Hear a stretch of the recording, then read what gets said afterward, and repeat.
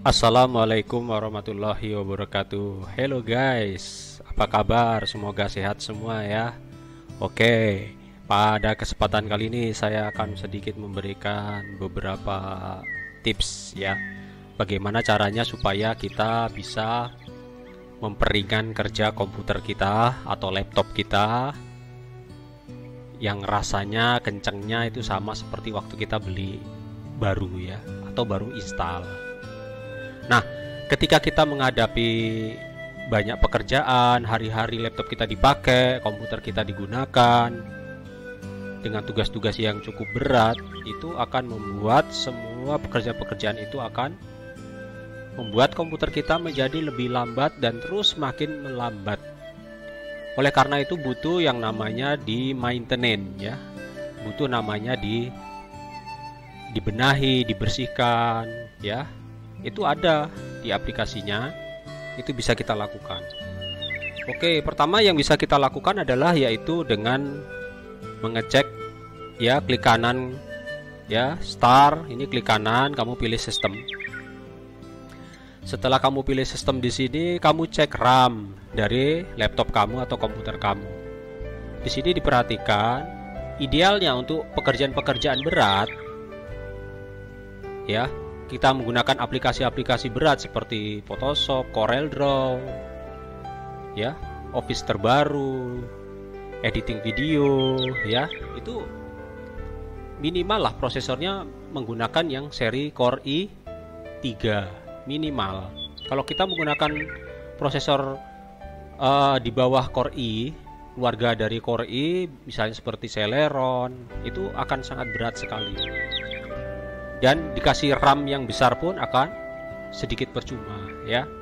Jadi sebaiknya minimal ketika kita mau menggunakan laptop kita untuk keperluan-keperluan yang pekerjaan yang agak lumayan berat seperti desain, editing video, game ya, itu prosesornya harus diperhatikan. Yang kedua adalah RAM.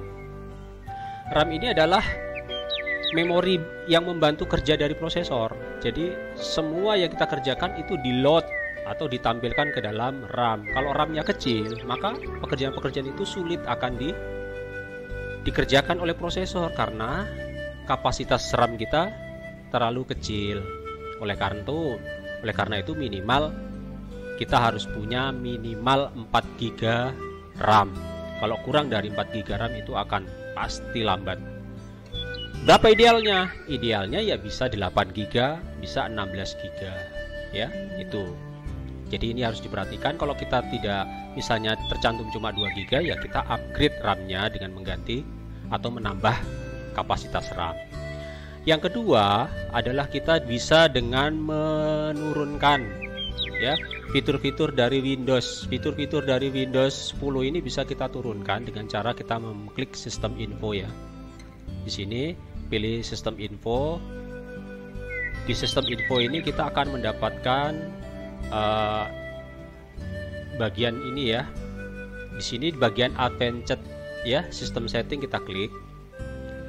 Nah, di bagian advanced ini paling atas yang kita pilih visual effect, processor scheduling, memory usage, dan virtual memory kita setting. Gini. Kalau kita perhatikan di sini semua tercentang ya. Fitur-fitur dari Windows 10 ini tercentang, fitur animasinya, enable pic-nya dan lain sebagainya tercentang. Maka kita bisa membuatnya supaya tidak memakan memori terlalu banyak. Kita bisa memilihnya menjadi adjust for best performance. Nah, dengan mengklik ini maka memori dan kerja prosesor fokus hanya pada intinya saja, nggak pada embel-embelnya dari tampilan Windows ya, karena ini terkait dengan tampilan. Tapi ada satu yang jangan kita hilangkan centangnya, yaitu pada show thumbnail instead of icon. Ini berkaitan dengan ikon yang ada di Windows Explorer kita. Kalau kita tidak centang, nanti semua gambar, semua video tidak akan ada thumbnailnya. Jadi cuma digambar gitu saja tanpa ada gambar thumbnail. Kalau kita centang show thumbnail ini, kita akan bisa melihat isinya gitu, bisa mengintip isi dari file-file kita tersebut ya. Oke, Ambil contoh ini misalnya ya, saya apply, otomatis tampilannya akan lebih flat ya, lebih klasik gitu ya. Tapi nggak masalah karena yang kita butuhkan adalah kerja laptop kita bisa lebih cepat. Jadi kalau kita klik di sini, explore, di sini kita bisa bisa melihat video ya, kita bisa melihat tampilan ya, bisa melihat isi-isi dari video atau isi dari gambar gitu ya. Di sini kita bisa melihat isi dari gambar. Tapi ini akan hilang tampilannya kalau kita memilih fitur yang ini ya. Kita akan memilih fitur ini, kita hilangin centangnya, show thumbnailnya kita hilangin, kita apply. Kemudian kita kembali kepada explore, ini akan tampil seperti ini, nggak terlihat lagi. Jadi kita akan untuk melihatnya harus membuka satu-satu ya. Nah seperti ini, jadi akan sulit. Tapi kalau kita pilih show thumbnail, kita apply di sini, maka otomatis dia akan terlihat ya. Begitu, itu yang pertama. Jadi ini sudah ringan kerja laptop kita. Berikutnya yang harus kita lakukan adalah ketika kita buka aplikasi ya, semacam Adobe Premiere, Photoshop, Office, dan aplikasi-aplikasi lainnya, usahain posisi WiFi kalian itu tidak connect, pilih disconnect ya. Tujuannya adalah supaya di saat kita kerja dengan aplikasi-aplikasi tersebut tidak ada proses auto update ya, auto update, automatic update yang membuat pekerjaan kita jadi lebih berat, dan bisa jadi kemungkinannya nanti akan membuat aplikasi-aplikasi yang kita install dengan cara menggunakan bajakan itu akan rusak ya, akan rusak bajakannya, tidak bisa digunakan lagi dan meminta yang namanya lisensi ya. Oleh karena itu ya, sebaiknya kalau kita mengerjakan seperti program-program yang berbayar seperti ini, kita gak usah aktifkan WiFi-nya. WiFi-nya kita posisi mati ya, oke.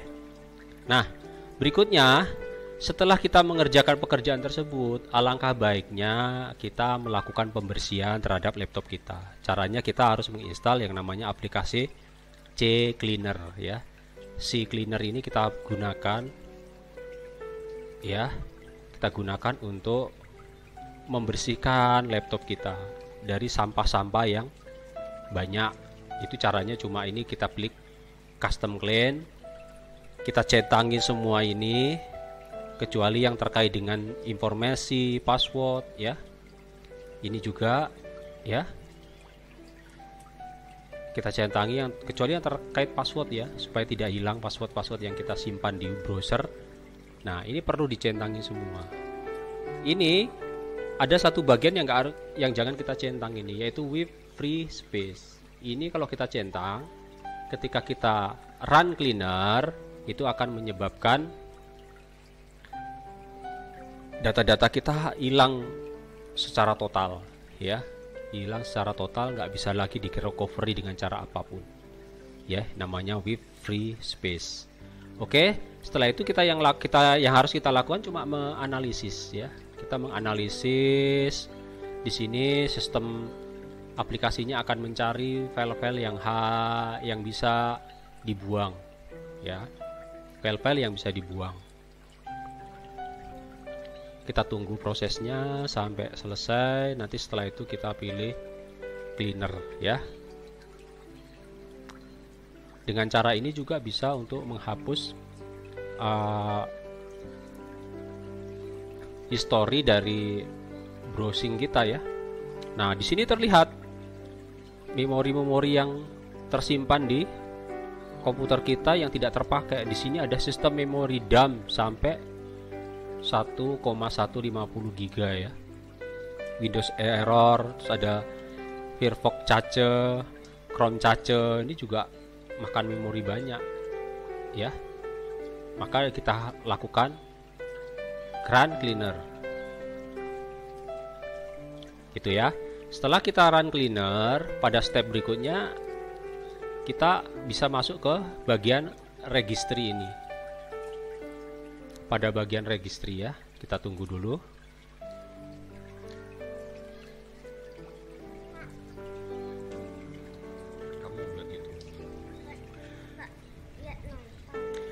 Oke, jadi ini hasilnya setelah di clean.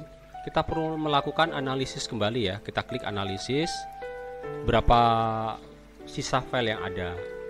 Kalau ternyata sudah kosong, berarti komputer kita benar-benar sudah dibersihkan dari sampah-sampah program yang kita kerjakan sebelumnya. Oke, di sini terlihat bahwa filenya sudah habis, sampah-sampahnya sudah dibersihkan. Kemudian kita pilih registry. Ya, kita pilih registry. Di sini dicentang semua. Kita klik scan for issues ya. Kita scan di sini untuk mengecek kira-kira ada apa tidak registry yang tertanam di laptop kita itu faktanya tidak digunakan lagi, tapi masih tersimpan di sistem registrinya Windows. Nah, kalau sudah terguna tidak terpakai atau aplikasinya sudah dihapus, kemudian sistem registrinya masih tersimpan, maka laptop itu, sistem komputer itu akan menganggap bahwa aplikasi itu masih ada. Ya, ibaratnya orang memberikan perizinan ke dinas perdagangan, tapi ternyata usahanya sudah tutup, tapi kok izinnya masih ada. Maka dengan cara menggunakan registry ini kita bisa membersihkan registry yang tidak terpakai, yang memberatkan sistem kerja komputer kita. Kita pilih fix selected issue. Kalau kita tidak yakin ini kalau ini nanti kita tidak takut akan berefek pada kerja komputer kita pilih backup. Yes, tapi kalau kita tidak yakin, kita tidak peduli, maka kita pilih no. Di sini saya memilih no.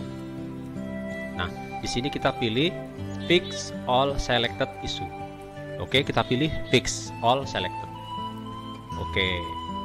Setelah no issue lagi, kemudian kita scan sekali lagi untuk memastikan masih ada apa tidak aplikasi-aplikasi yang itu registry itu masih ada lagi apa tidak untuk kita bersihkan kembali. Biasanya kita lakukan sampai 2 kali atau 3 kali.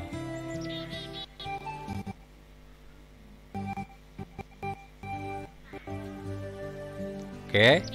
Nah, seperti ini kita ulangi lagi, kita pilih no lagi, kita pilih selected. Kita ulang sekali lagi supaya lebih bersih lagi.